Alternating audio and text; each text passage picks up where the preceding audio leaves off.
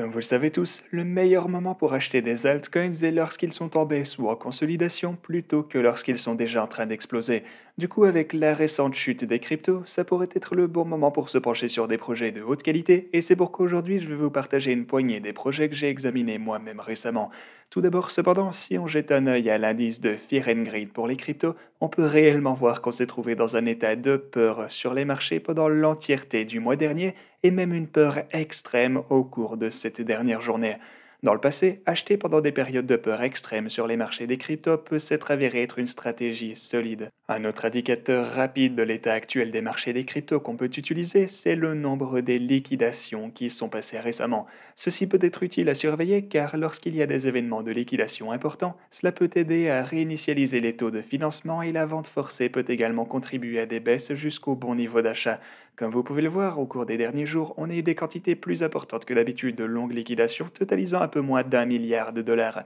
Bien que ce ne soit pas aussi important que certains des autres événements de liquidation cette année, c'est tout de même notable car il n'y a pas eu de quantité folle de volatilité pour provoquer ces liquidations, ce qui signifie que de nombreuses personnes liquidées utilisaient un effet de levier élevé, donc cela sert également à rappeler pourquoi c'est pas une super idée en général. Quoi qu'il en soit, avant d'entrer dans la liste des altcoins qui m'ont intéressé pour aujourd'hui, assurez-vous de vous abonner et d'activer la cloche afin de ne pas manquer d'autres vidéos comme celle-ci à l'avenir, ainsi que tout le reste du contenu que je publie ici, sur cette chaîne. Ok, la première crypto dont je voudrais discuter aujourd'hui est un projet dont je vous ai déjà pas mal parlé par le passé, et vous savez que j'ai investi dedans et je suis toujours bullish le concernant, et il s'agit de Rainicorn. Ce projet est appliqué dans plusieurs aspects différents de la crypto, notamment les NFT, la DeFi, les jeux Play to Earn, etc. Et toutes ces différentes fonctionnalités sont combinées dans l'écosystème Rainicorn qui est alimenté par le jeton utilitaire natif Rainy. Rainy est disponible à la fois sur Ethereum ainsi que la Binance Smart Chain et est tradé sur Uniswap et PancakeSwap. Actuellement, Rainy peut être staké pour gagner des arcs-en-ciel et si vous fournissez des liquidités pour Rainy sur Uniswap, vous pouvez staker les jetons LP pour gagner des licornes. Ces arcs-en-ciel et licornes peuvent être ensuite échangés contre des objets rares et exclusifs tels que des NFT et des cartes à collectionner, ainsi que pour obtenir une entrée pour des tournois Play to Earn. Les trois principaux produits de cet écosystème qui sont actuellement en cours de développement sont la plateforme Rainy, le jeu Lords of Light et la robe de lancement Rainy. L'une des raisons pour laquelle le moment pourrait être propice pour s'intéresser à Rainicorn est en raison des fonctionnalités qui arriveront au début 2022. La plateforme Rainy est déjà en ligne, mais la principale fonctionnalité de staking NFT y sera ajoutée en janvier. Cette fonctionnalité permettra aux utilisateurs de staker leur NFT Rainicorn pour gagner différentes formes de récompenses, les rendant ainsi plus désirables à holder et en attirant plus d'attention sur le projet. Une autre fonctionnalité à venir au premier trimestre de 2022 sera la sortie du jeu Lords of Light. Il y a déjà beaucoup de hype autour de ce projet car le minting du pack de cartes initial a été complètement épuisé lors de sa mise en ligne. Une fois que le jeu lui-même sera disponible et que les gens pourront utiliser ces cartes pour jouer et gagner des récompenses, il y aura probablement encore plus de demandes pour elles et de futurs drops. De plus, si le jeu est bien reçu et amusant à jouer, cela attirera également beaucoup d'attention sur le projet et avec la qualité de tout le reste lié à Rainicorn, il serait également très surprenant que le jeu ne soit pas aussi bien fait, du coup on n'a plus qu'à attendre de pouvoir enfin mettre la main dessus. Alors maintenant le prochain projet dont je voudrais vous parler aujourd'hui en est un que j'ai vraiment hâte de vous montrer et il s'agit de Casta qui est une solution de paiement de nouvelle génération avec de nombreuses autres fonctionnalités à venir. Une fois encore, il s'agit d'un projet dans lequel j'ai investi, j'ai personnellement parlé avec les fondateurs de ce projet et je sais qu'ils vont réellement faire tout ce qui est en leur pouvoir afin de faire de ceci un énorme succès. Du coup, le problème qu'ils tentent de solutionner, c'est que bien que l'utilisation de la crypto pour les paiements puisse sembler quelque chose de tout à fait normal pour vous si vous êtes appliqué depuis un certain temps, eh bien ce n'est peut-être pas le cas pour tout le monde et tout le monde n'a peut-être pas encore pu profiter des sérieux avantages qu'offrent les cryptos par rapport au système de paiement traditionnel du monde.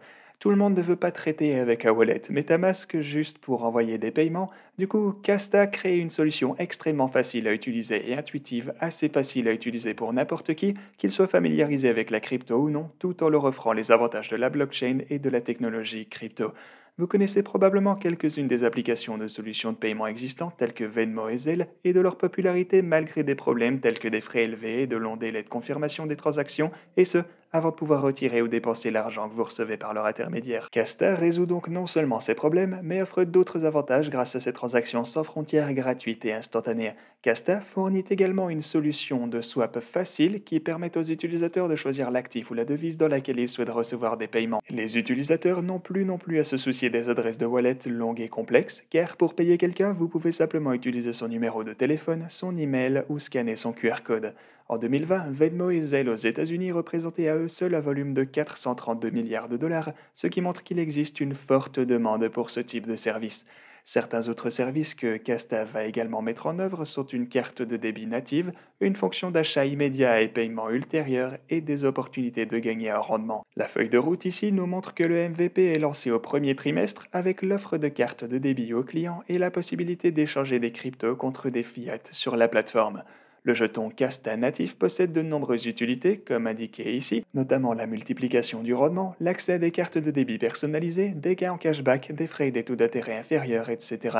Casta a déjà reçu une certaine attention du grand public à mesure que les gens entendent parler et sont convaincus par le projet. Par exemple, on peut voir que cela a été couvert par ici sur Yahoo Finance juste la semaine dernière et sa couverture médiatique ne s'arrête pas là car pas mal d'autres sources parlent également de ce projet, donc je pense vraiment qu'il s'agit d'un jeton qui pourrait bien voir de grandes choses durant l'année qui arrive.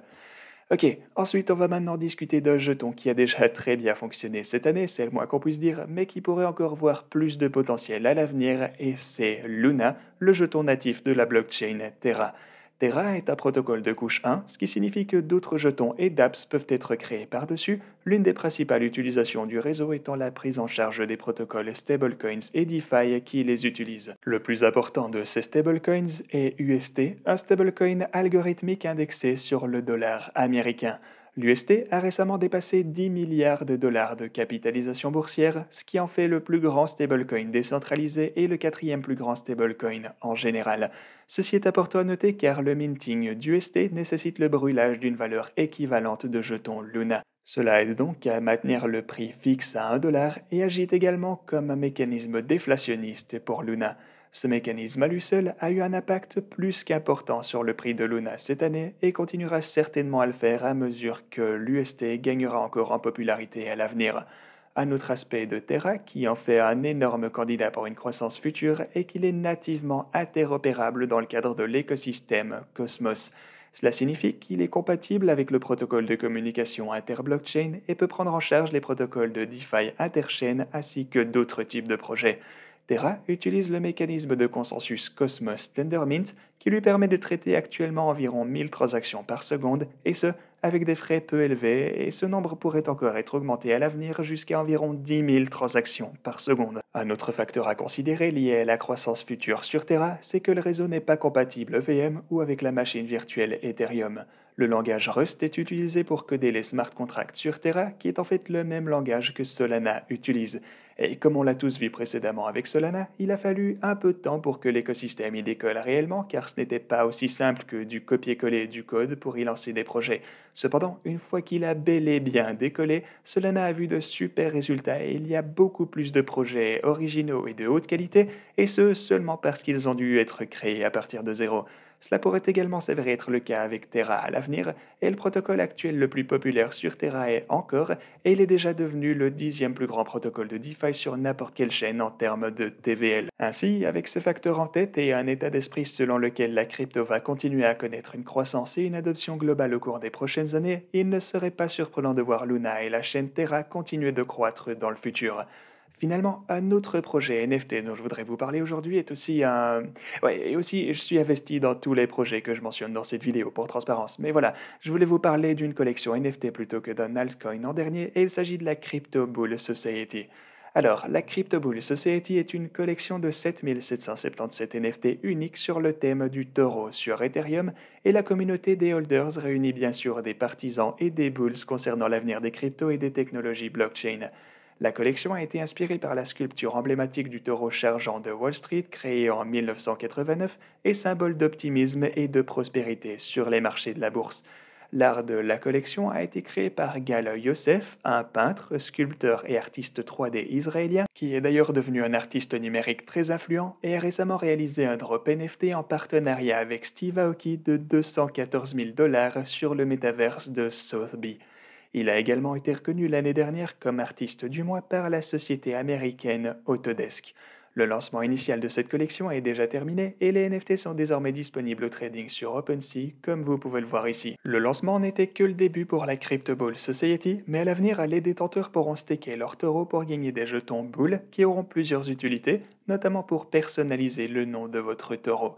Les holders de taureaux seront également les premiers à accéder à la prochaine collection CryptoBear. Les détenteurs pourront donc transformer leur taureau en ours crypto une fois qu'ils auront collecté un certain nombre de jetons. Pour être clair, vous ne perdrez pas votre taureau lorsque vous le transformerez, vous pourrez le garder et vous recevrez l'ours en plus. Une autre fonctionnalité à venir dans le projet à l'avenir sera le merch physique exclusif et les événements en direct, bien que les détails à ce sujet n'aient pas encore été annoncés. Une fois la collection CryptoBear disponible, la prochaine étape du projet sera axée sur l'utilité au long terme grâce à la création d'un écosystème tournant autour de l'art, des NFT, de la crypto et d'une communauté d'investisseurs. Comme vous pouvez le voir à partir des exemples de Bulls et de Bears ici sur le site ainsi que ceux que vous pouvez voir sur OpenSea, l'art de ces NFT est de haute qualité comme on peut s'y attendre d'un artiste aussi connu. Si vous souhaitez en savoir plus sur le projet et vous tenir au courant des nouveaux détails au fur et à mesure qu'ils seront annoncés, vous pourrez le faire via les liens que vous trouverez en description. Voilà, j'espère que vous avez apprécié cette vidéo les gars, et moi je vous dis à la prochaine.